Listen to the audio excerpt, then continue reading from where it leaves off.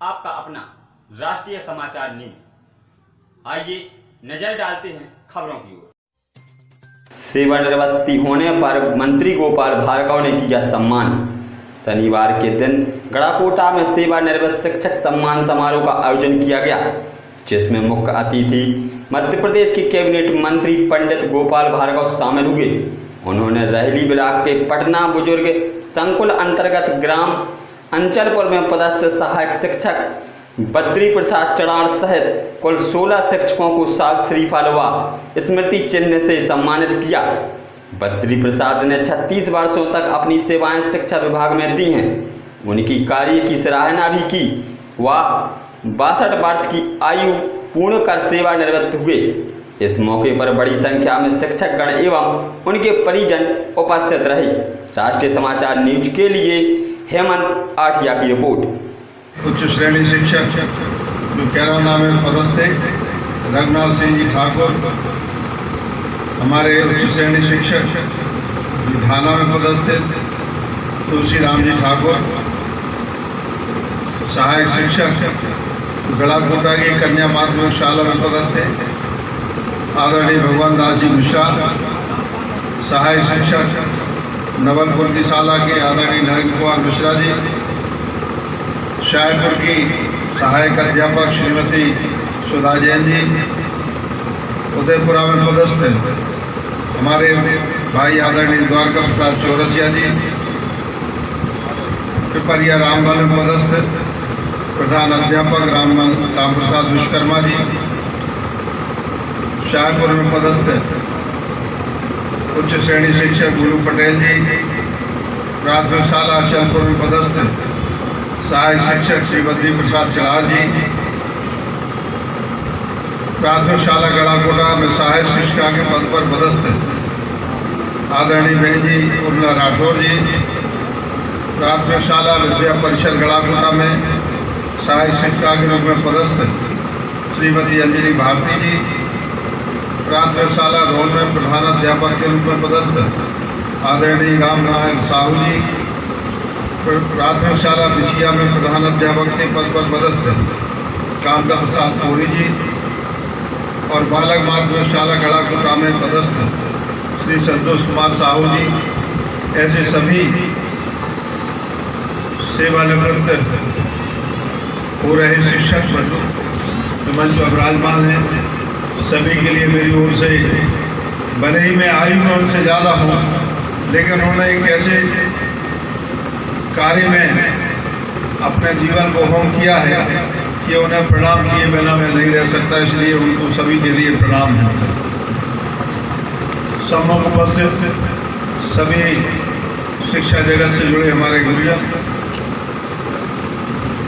हमारी बहनें, पत्रकार मित्रों, सभी नागरिक बंधुओं और भी सेवानिवृत्त शिक्षक हैं। ठाकुर माता बैठे हैं, रामपुर में गया था इनकी सेवानिवृत्ति किया। जब यहाँ पर ये भवन गिर गया था उस समय में नगर पालिका में अध्यक्ष था, लगभग 40 साल पहले की बात है।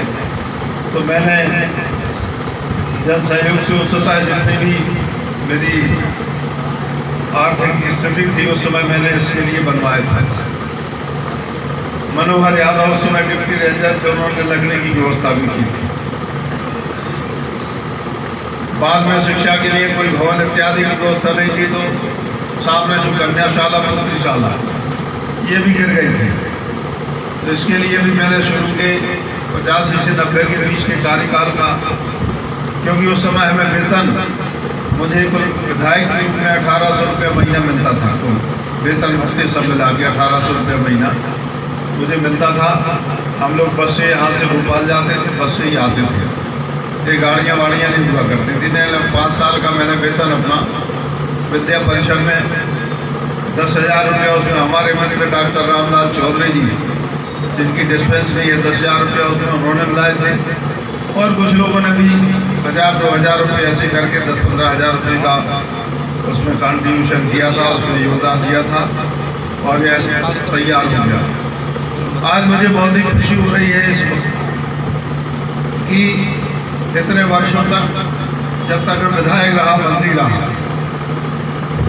जितना जो कुछ बन सका हमसे हमने लोगों की इच्छा के अनुसार या मन से जो कुछ भी सूझा बूझा उसके अनुसार हमने इस क्षेत्र के लोगों की शिक्षा के क्षेत्र में खास तौर से ज़्यादा उन्नति हो इसकी व्यवस्थाएं की। जब मैं यहाँ पढ़ता था उस समय गड़ाकोटा में हायर सेकेंडरी स्कूल का सेंटर भी नहीं था। 3 हायर सेकेंडरी स्कूल कोई विधानसभा में होते ही थे, एक गड़ाकोटा में और दूसरा रैली में होता था और तीसरा शाहपुर में। शाहपुर उस समय क्षेत्र में शामिल नहीं था। बाद में हायर सेकेंडरी स्कूल खुले, हाई स्कूल खुले, शिक्षा विभाग के अधिकारी बैठे हैं। मध्य प्रदेश में आज की तारीख में सबसे ज़्यादा हाई स्कूल और हायर सेकेंडरी स्कूल अधिकारी हैं तो रैली विधानसभा क्षेत्र के अंतर्गत है। हमारे यहाँ लगभग 40 हाई स्कूल और हायर सेकेंडरी स्कूल खुल चुके हैं, कहाँ 2 और कहाँ 40। आप लोग कल्पना कर सकते हैं। और सबके अच्छे शानदार भवन बने होंगे। आप चले जाएं यहाँ से, चाहे चोरई देखें, चाहे हमारे छपरा का भी है, चाहे हमारे चनुगा का हो, चाहे हमारे कुमरई का हो, चाहे छुल्ला का हो, चाहे कहीं का भी हो, शरारी के हो, आप लोगों ने देखा होगा नए भवन बने हैं, शानदार भवन बने हैं। हम लोग तो ऐसे ही दरी फट्टी ले जाते थे, उसी में अपना बस्ता लपेट देते थे और घर चले जाते थे या घर से बस्ता ले आते थे। लेकिन समय बदला, शिक्षा की व्यवस्थाएं बदली और काफ़ी अपने राज्य में देश में शिक्षा का प्रसार बढ़ा। पहले प्राइमरी स्कूल के बाद गांव देहात में स्कूलें होते थे तो लोग छोड़ देते थे पढ़ना, बोले 6वीं में कौन जाए पढ़ाने के लिए, बच्चे को कौन किराए का कमरा लेके और पढ़ने के लिए गड़ाकोटा भेजे। लेकिन अब यह लगभग 3-4 गाँव के ऊपर भवन बनाने का काम, चाहे मैनाई धोनाई हो, चाहे उमरपुर बमौरी हो, ऐसे छोटे छोटे गांव में भवन बनाने का काम 1-1 करोड़ रुपए के भवन बन चुके। बल्कि छात्र कम पड़ गया, भवन ज़्यादा हो गया, ऐसी स्थिति हो गई। तो ऐसी अनुकूल स्थिति में हम सभी लोगों ने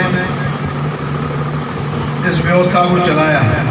अगर आप राष्ट्रीय समाचार न्यूज़ चैनल की खबरें देखना चाहते हैं तो चैनल को सब्सक्राइब करें। नमस्कार।